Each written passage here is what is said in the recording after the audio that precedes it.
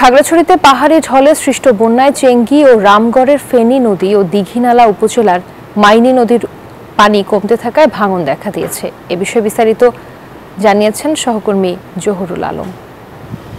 খাগড়াছড়িতে সম্প্রতি যে বন্যা হয়েছে, পাহাড়ি ঢলে সৃষ্ট বন্যা, এই বন্যায় চেঙ্গি এবং মাইনী এবং রামগড়ের ফেনী নদীর ভয়াবহ ভাঙন দেখা দিয়েছে।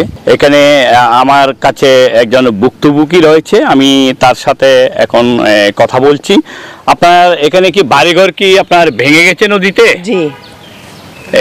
কখন ভাঙছে? এই যে গত ভয়াবহ বন্যায় আমাদের এই খালপাটা যখন ভেঙে যায়, বন্যা পড়ে, তখন আমাদের বসত বাড়ি পর্যন্ত ভেঙে চলে যায়। কিন্তু আমরা সরকারের কাছ থেকে কোনো সহযোগিতাই পাই নাই। পানি উন্নয়ন বোর্ড এসে কিছু কাজ করতে চেয়েছিল, কিন্তু কাজগুলো ছিল অনিয়মিত।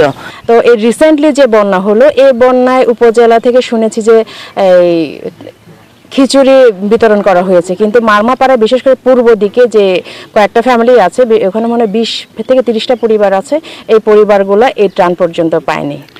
বান্ডেল থাকলে প্রতি সেনমানিতে টাকা বাঁচবে। বিকাশ সেনমানি বান্ডেল কিনে জিতুন প্রতি লেনদেনে। আমরা যেমনটা শুনতে পেয়েছি, আপনার গঞ্জপাড়ায় যে ভুক্তভোগী রয়েছেন উনি আমাদেরকে যেটা জানালেন, এখানে পানি উন্নয়ন বোর্ড কাজ করলেও তাদের কাজ নিয়ে নানা অনিয়মের কথা ওনারা তুলে ধরেছেন। তবে আমাদেরকে পানি উন্নয়ন বোর্ডের যিনি এখানে দায়িত্বে আছেন প্রকৌশলী, তিনি জানিয়েছেন যে এখানে চেঙ্গি এবং মাইনী নদীর জন্য, এখানকার নদী ভাঙন সুরক্ষার জন্য 586 কোটি টাকা বরাদ্দ হয়েছে এবং কোনো কোনো জায়গায় তাদের কাজ চলমান রয়েছে।